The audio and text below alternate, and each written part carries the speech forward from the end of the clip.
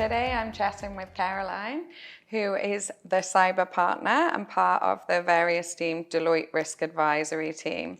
Today, Caroline and I will be chatting about arguably one of the fastest moving topics in our industry, cybersecurity. So I think it's fair to say cybersecurity is a very global issue, but there seems to be some real clear implications domestically, especially in regards to regulatory requirements, and we'll try and cover off some of those today. So maybe we can start, if you can run us through what you're seeing in terms of cyber trends.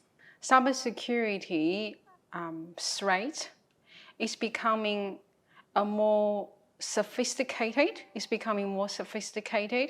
The threat landscape is getting bigger and broader, supported by very advanced technology. And cyber criminals are basically they build repeatable and also scalable services in the market.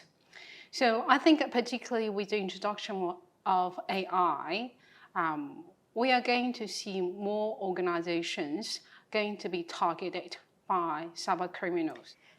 I suppose in your role and as part of the Deloitte cyber team, you would have been at the coalface of this for decades. But in relation to the very large, very high profile, big name cyber breaches that we've seen in the last few years, is it fair to say now that nobody's really immune from this risk? Yeah, I think that is very fair comment. Large Australian businesses is just as vulnerable as anyone else. Because, those cyber attacks really causing big damage to operations and also reputation of Australian organizations. What has become more obvious is the technology cyber criminals use to arrange this attack are become more accessible and more powerful, because this is really a lucrative business. Yeah. And also I think we also observed the responsibility of cybersecurity is now more with board and also senior executives area. Yeah, it is in their hand. If they want to protect their customer, if they want to protect their employees' financial interest. So it is really a responsibility sitting at the board level now. A really interesting stat I read recently was that 91% of all cyber attacks start from a phishing email. And at Perpetual, that's something that we're really focused on. We're encouraging all clients to move off email as a means of transferring important data to us and implementing SFTP or a means of secure file transfer. What are some of the other things businesses like ours should be considering? I think that's a really good move, because we observed phishing is still one of the most common successful attacks. Because the focus of a cyber attack is the data. We are living in a digital world. Everyone knows data is cash, data is power. I think all the business need to understand what is their critical data, what's the most valuable information they hold. And then around all the data, what kind of protection measurement they're actually going to build around their critical data. So do you have that technology capability to detect malicious network activities? That's the first thing. The second thing is, what if you're under attack? How you're going to respond to it? So if Perpetual is under ransomware attack, do you know who you should contact with, what you need to do? Do you have a plan book for all of these? So I think, the organizations do need to look at how to respond to cyber crisis, because this time is on a very high profile organization business, and next time maybe it is your own organization. So get ready for it.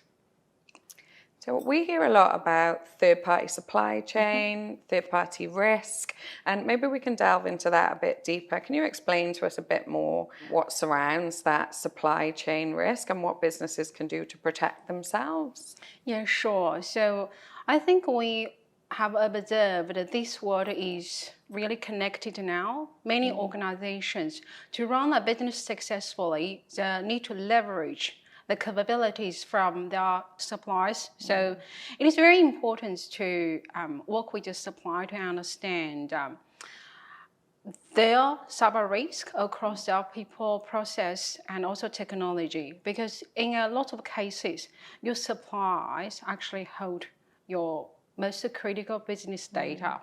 So I think it's very important to have a high level of visibility, particularly now everyone goes through the digital transformation, everyone using cloud service provider. It would be very important to have a good level of understanding about the shared security responsibility, because some of the risks you assume your service provider is actually looking after it, it may not be the case. With really rapid digital transformation happening everywhere, what are some of the key implications for the corporate sector? I think digital transformation, it brings a lot of opportunities, a lot of business opportunities. Business can move faster, but also it brings certain reliability, because when you change your technology rapidly, in a lot of cases, cybersecurity was left behind. So I think for business nowadays going through rapid transformation, I would recommend two points. The first one is build security into your digital transformation journey. So embed like secure by design through the whole digital transformation journey. The second thing is digital transformation, you often works with your third parties. So I think it's quite important to work with your service provider, work with your cloud provider to identify and proactively manage the risks come from leverage supply capability. Thank you so much, Caroline. It's been so insightful. Maybe we'll finish on your top tip. There seems to be so much information out there. Where can businesses go for the very best information? I would recommend businesses subscribe to the Cyber Threat Intelligence Sharing Portal. So this is co-designed by Australian Cybersecurity Centre and Deloitte. It's actually free too. So through this community sharing, so organization can receive real-time cyber intelligence and understand what is the latest attack, how to mitigate them proactively, and of course work with ACSC, because they provide support to Australian businesses and community to combat cybercrime, to fight cybercrime. Fabulous. Thank you so much for joining me. Thank you for having me here.